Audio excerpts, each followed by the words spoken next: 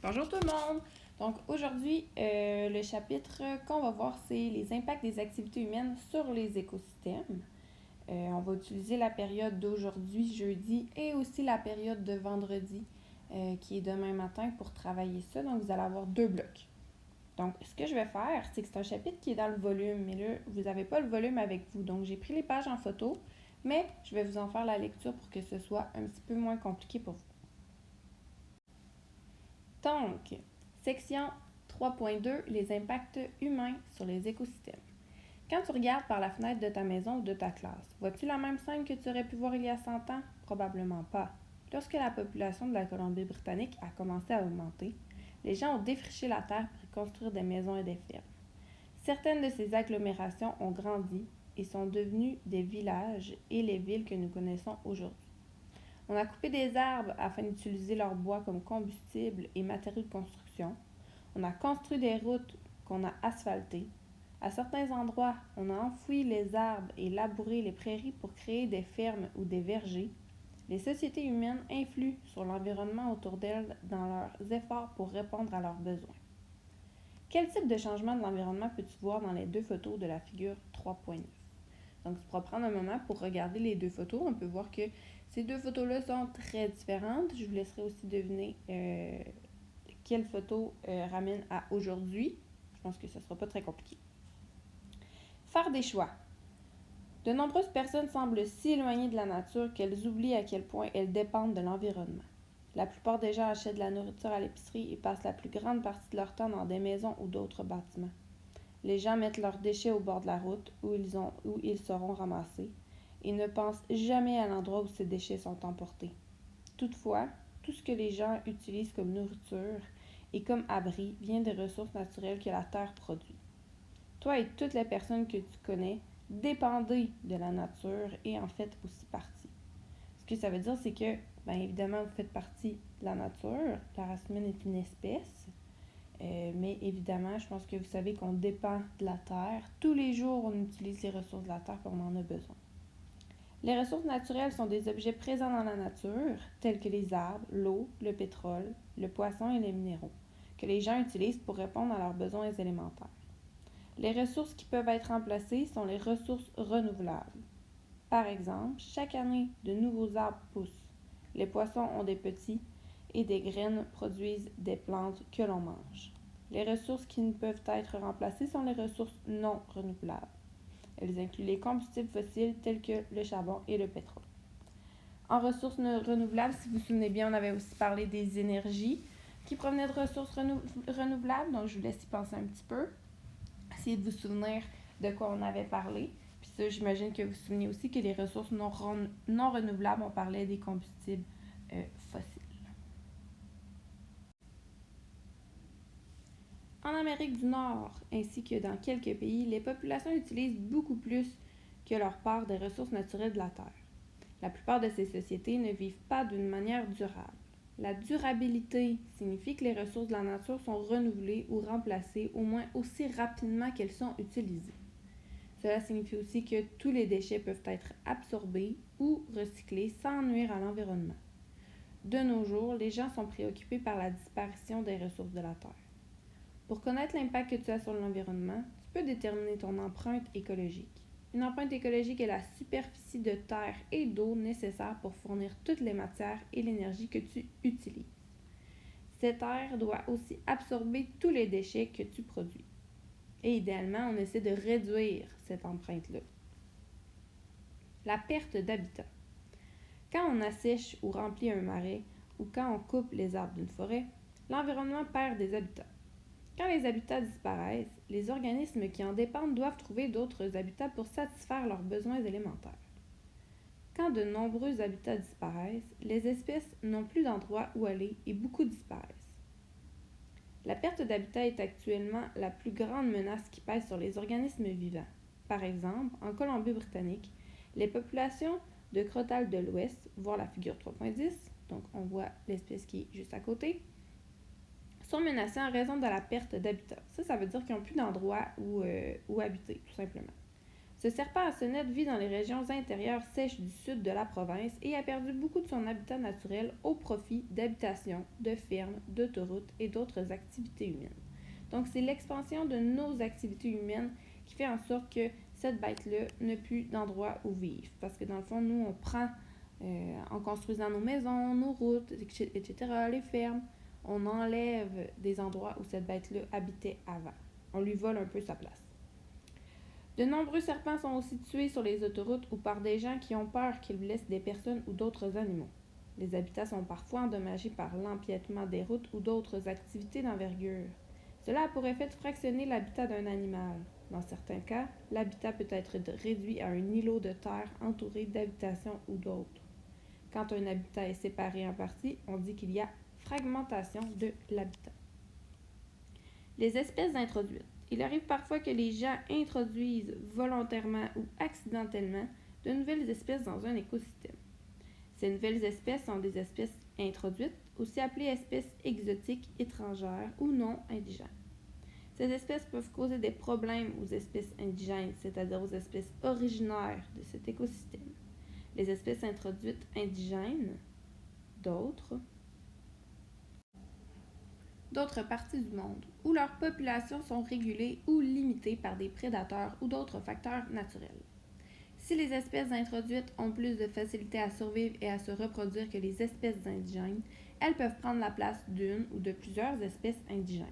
Je rappelle que les espèces indigènes, c'est les espèces qui étaient là à la base. Les espèces non indigènes, c'est celles qui sont comme ajoutées par erreur. La plante qui est représentée à la figure 3.11 juste à côté est une espèce introduite en Amérique du Nord. Seulement 3 graines de genêt à balai ont été semées sur l'île de Vancouver en 1850. Aujourd'hui, cette plante est largement répandue. Elle envahit les habitats de nombreuses plantes indigènes du sud-ouest de la Colombie-Britannique. Au cours de la prochaine activité d'exploration, que nous on ne fera pas, on aurait pu en apprendre davantage sur les espèces introduites en Colombie-Britannique.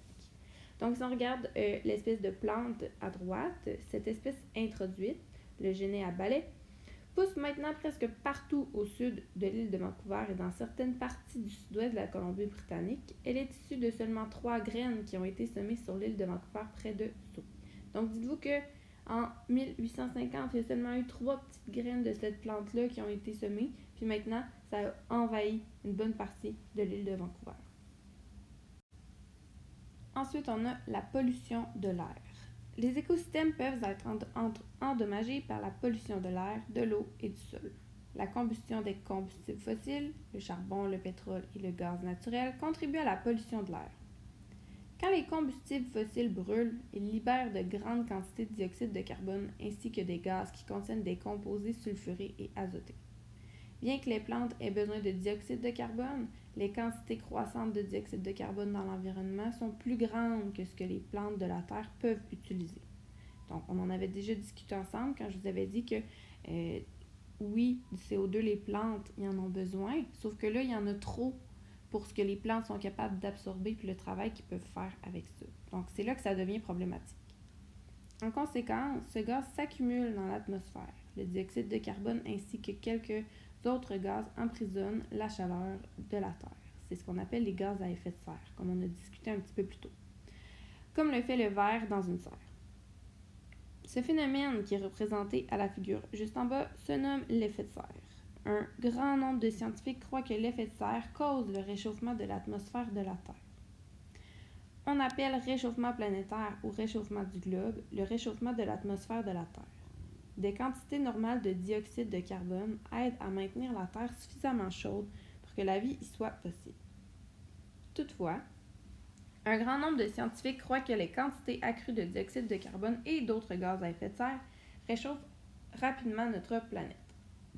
Au cours du 20e siècle, la température moyenne de l'air de notre planète a augmenté de 0,6 degrés Celsius. Cela ne semble peut-être pas beaucoup, mais c'est une augmentation plus rapide qu'à toute autre période des 1000 dernières années. Même une augmentation de température de quelques degrés peut changer le climat et la capacité des plantes de croître à certains endroits, donc la capacité des plantes à pousser. Cela peut avoir un effet sur les réseaux alimentaires et d'autres parties des écosystèmes. De nombreux scientifiques croient que le réchauffement planétaire est un des plus importants problèmes environnementaux de notre époque. Les modèles informatiques suggèrent que la température moyenne de la Colombie-Britannique augmentera encore de 1 à 4 degrés Celsius au cours des 100 prochaines années. Et tout le monde, 1 degré à 4 degrés, c'est quelque chose qui est énorme. Maintenant, je vous dirais qu'en 2020, on parle encore de réchauffement planétaire, mais vous allez entendre plus souvent le terme changement climatique. Ça a été modifié un petit peu. La pollution de l'eau. Des pluies acides ont lieu quand l'air contient de grandes quantités de polluants sulfurés et azotés. Quand on brûle des combustibles fossiles, les gaz qui contiennent des composés sulfurés et azotés sont libérés sous forme de déchets. Ces polluants se mélangent à la vapeur d'eau et la rendent acide. Quand ce mélange tombe de l'atmosphère sous forme de précipitation, il endommage les écosystèmes. Par exemple, des lacs entiers peuvent mourir parce que l'eau est trop acide pour permettre la survie des poissons ou des plantes. D'autres types de pollution de l'eau peuvent nuire aux habitats aquatiques. Donc ça, c'est les habitats qui sont dans l'eau, tels que les cours d'eau, les lacs et les océans. Une variété de polluants tels que les engrais, les pesticides, les égouts, les détergents et le pétrole peuvent s'écouler du sol jusque dans l'eau. Ces polluants sont généralement nuisibles à la vie aquatique, donc tous les animaux qui habitent dans les milieux aquatiques. Cela peut toucher les réseaux alimentaires dans les habitats aquatiques. La pollution du sol. Les déchets solides sont principalement composés de plastique, de papier, de boîtes de conserve, de bouteilles, de métaux, de nourriture et d'autres articles que les gens jettent chaque jour. Au Canada, chaque personne jette chaque jour environ 1,5 kg de déchets solides. Cela représente environ 547 kg de déchets par personne par année. C'est énorme. La plupart de ces déchets solides sont enterrés dans des décharges telles que celles montrées à la figure 3.13 juste à droite. Les décharges s'étendent dans les habitats fauniques, donc les habitats des animaux, et certaines peuvent contribuer à la pollution du sol et de l'eau. Si nous réduisons nos déchets solides en réduisant notre consommation, de même qu'en réutilisant et en recyclant la matière, nous pouvons aider à réduire l'impact de nos déchets sur les écosystèmes. Les espèces en péril. As-tu déjà vu une chouette tachetée ou un pélican blanc? Si tu n'en as jamais vu, les photos de la figure 3.14, qui vont être à la page suivante, sont peut-être ton unique chance de voir leur apparence. Ces deux espèces d'oiseaux sont en voie de disparition en Colombie-Britannique. Une espèce en voie de disparition, c'est une espèce qui est presque disparue. Disparue signifie qu'il n'existe plus, qu'il s'est éteinte.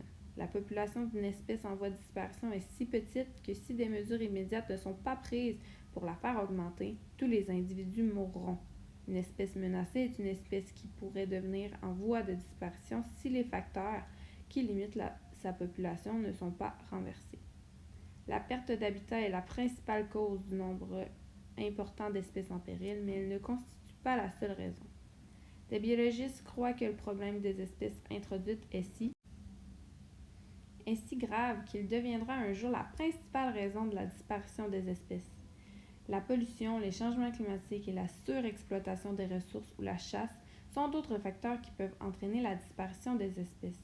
Beaucoup de gens travaillent fort pour empêcher que des espèces soient en péril. Tu découvriras combien d'espèces sont en péril en Colombie-Britannique en réalisant l'activité suivante.